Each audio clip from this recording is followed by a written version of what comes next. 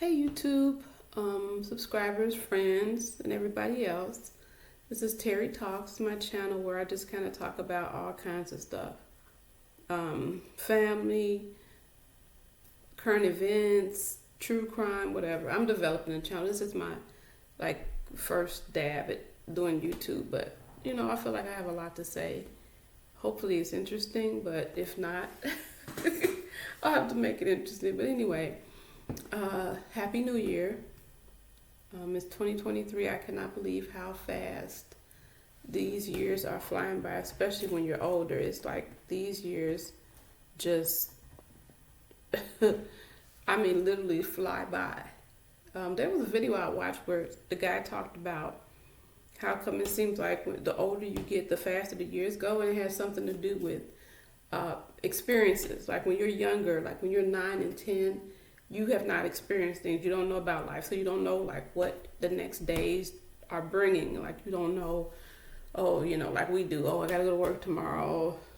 I gotta go to college. Not even college, but I've gotta, go to doctor's appointment, and you're responsible for yourself. So basically, he said, as an older person, you know exactly what's happening, and you have experienced nothing new really changes, except if maybe you change location or change something like that. But back to the topic, I wanted to make a quick video to talk about something that I've been thinking about, or something that's a concern for me and my husband that we think about quite often, is who's going to take our kids. If I hadn't mentioned before, my youngest two children, I have four. I have a 27-year-old, 22-year-old, a 9-year-old, and 11-year-old. If I hadn't mentioned before, my two youngest children are special needs. My 11-year-old is on the spectrum. She's fully functional as far as everything, like walking, talking, understanding, everything. She just has trouble with social interactions, and I wouldn't say developmental delay, because she doesn't. It's just whatever autism is at its core, it's the way of thinking, like just it's just strange behaviors and habits and attachments and things like that. So if you were just to see her and talk to her a little bit, she's 100% okay, but she doesn't grasp social settings. She doesn't grasp that, like, you'll talk to her, she'll ignore you. She couldn't fully function independently in that's one of the kids there at the door. She couldn't function independently without someone being an advocate. But she can read. She's at a grade level, but she's very defiant. She is autism, like any other things they classify dealing with your comprehension or whatever, is mental illness. So it's like when you talk to her, it's kind of, she understands what you're saying, but just like they don't know what autism comes from. They don't know what it is.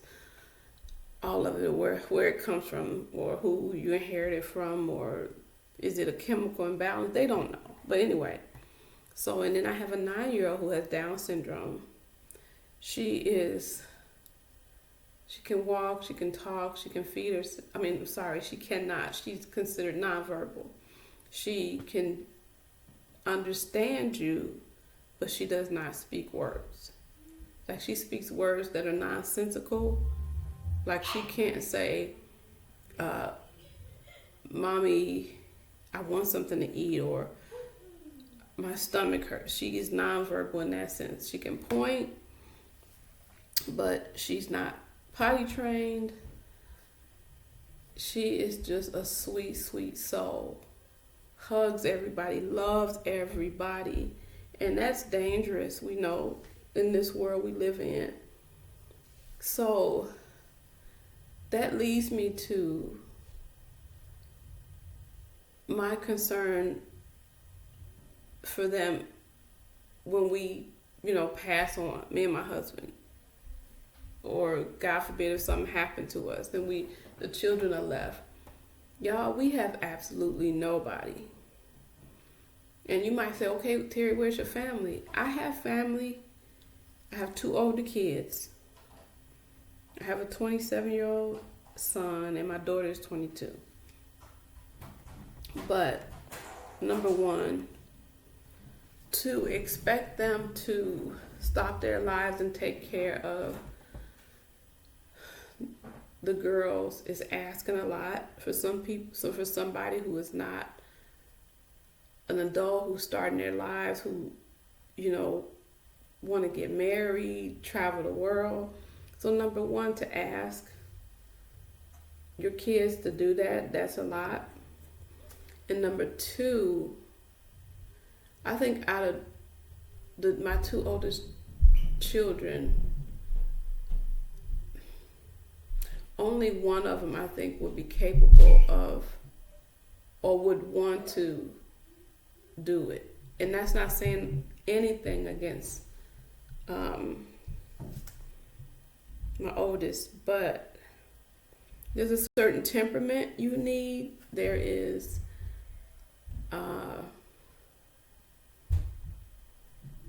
relationships are complicated, and each relationship you have with your family members is different. So who you would ask to do something or who you would not ask to do something. And it's not because you think they're bad people or you think that they couldn't do it. You just know based on personality who would be willing to do it and who would step up to do it. You know what I mean? Like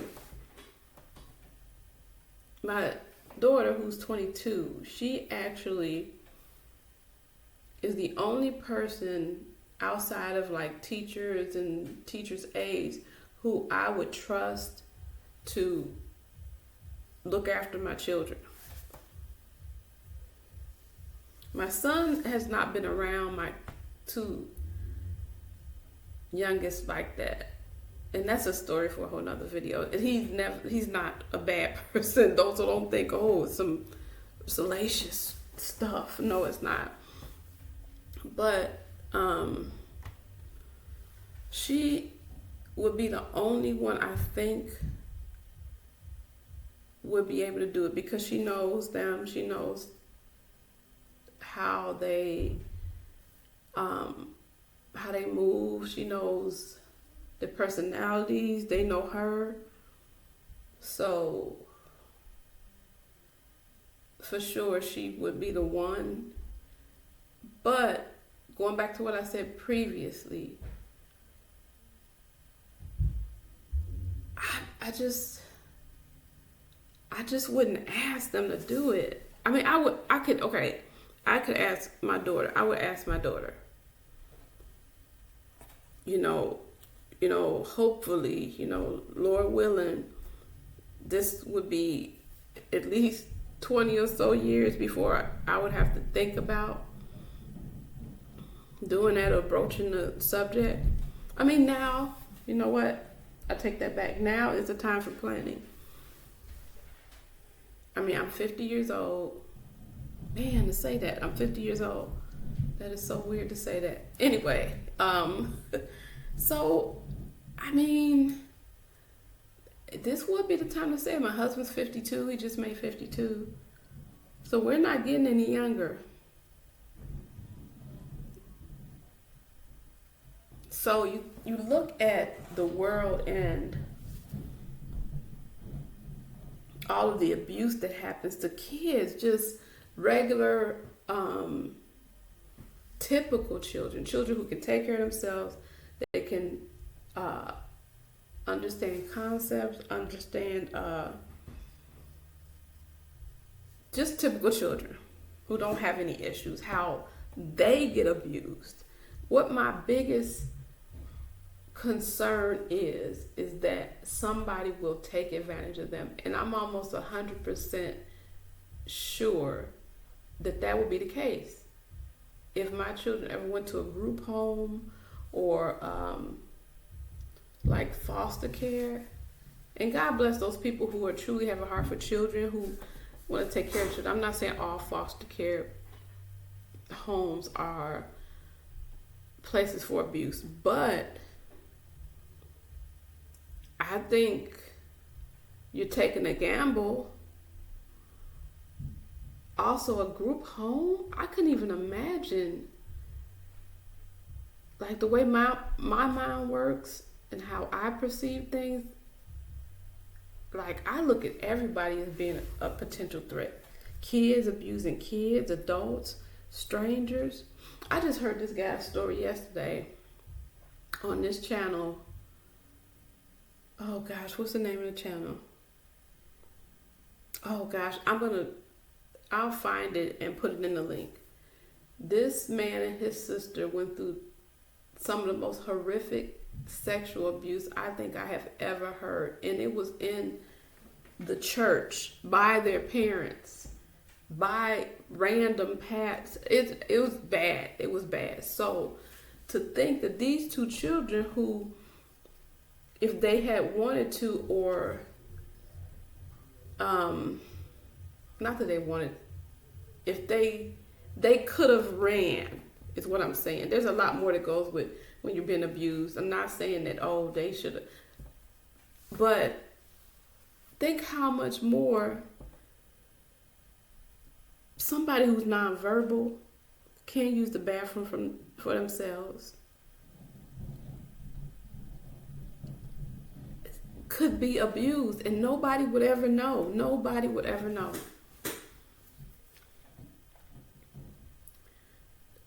That just terrifies me, to think of these two being somewhere without us.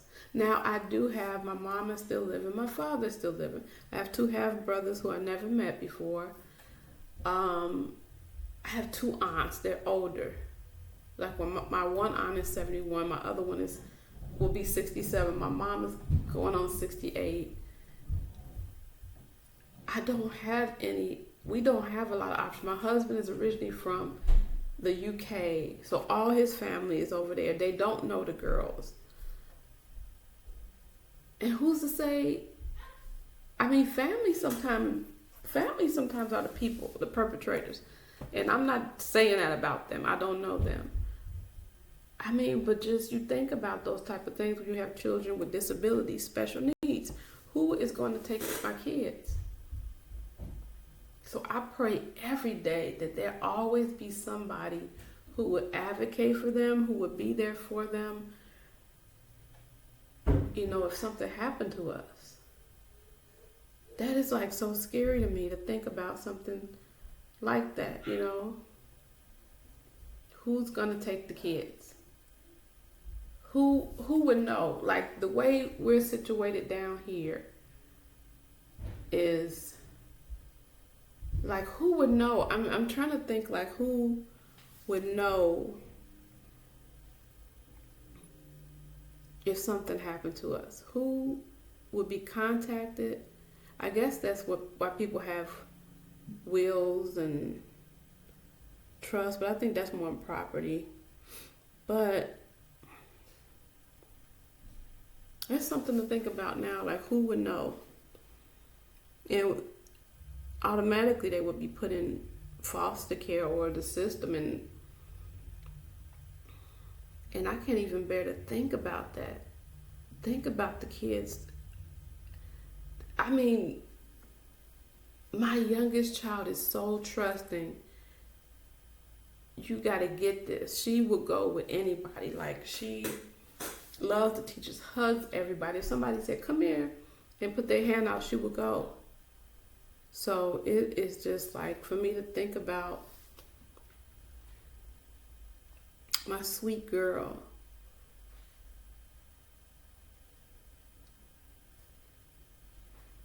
just losing us. It's just,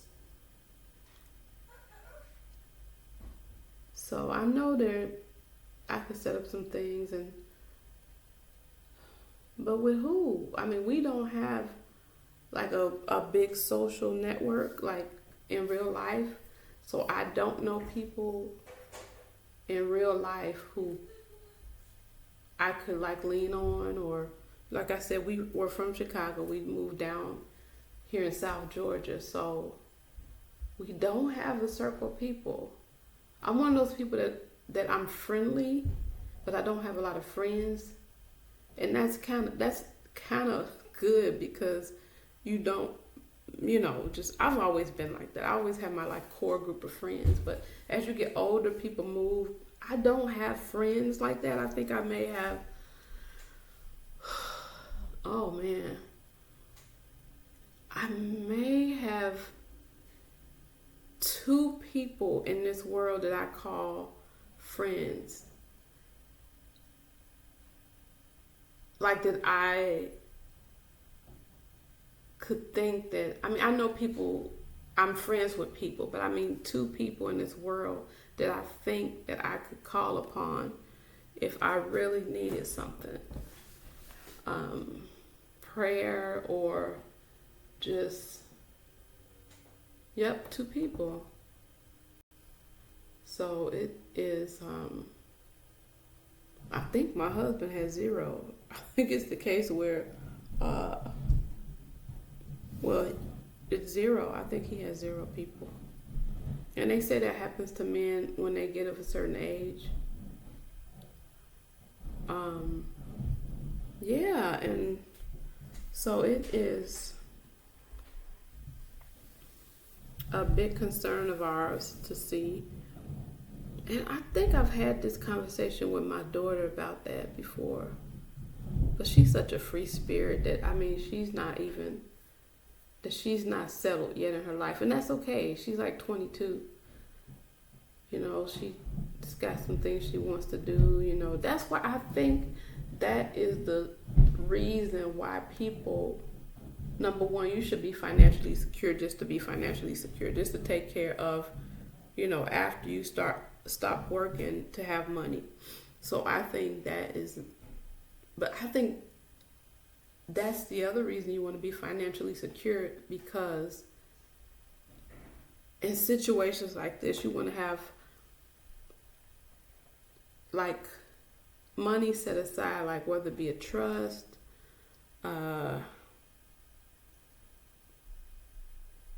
just so you leave income for your children, for somebody to take care of them.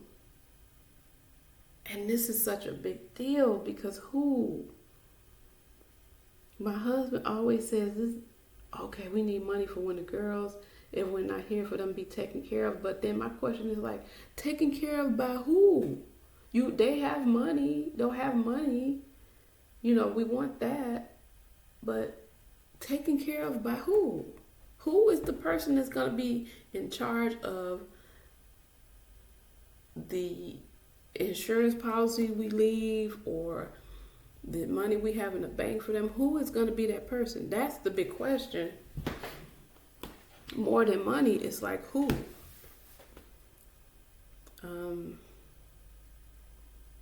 Yeah, that makes you think about life. Because I know my other kids will be okay, because of course they're adults. They're typical children, if you want to use that term, so they'll be okay. And they have a relationship with like my mother and my aunts who they grew up with. My two youngest kids have not grown up with like my mother or my aunts, only because there kind of was a disconnect there, and because of their sort of because of their condition, it always was just like me, Kevin, and Samira and the kid. So it's always us as a unit, like us five. So, my two oldest would be okay. They're, like I said, they're adults. But the youngest, oh gosh, guys, I think about that and I agonize over that. Like, oh my gosh. I pray about it. But people will come out the woodwork, especially if they know there's money involved. So, just something to think about. That's why that's another reason we try to stay healthy or whatever. But I surely don't want to outlive my girls. So you try to keep yourself healthy, but you want to be healthy to be able to be around longer. And so you see the fitness equipment back here that I should be using on a regular basis. Part of the whole journey to wellness, mind, body, soul. So, well, that is all I had to say. That's something I've been thinking about for a long time, and just wanted to kind of share with you. Like, subscribe, comment, and I will see you next time. Bye.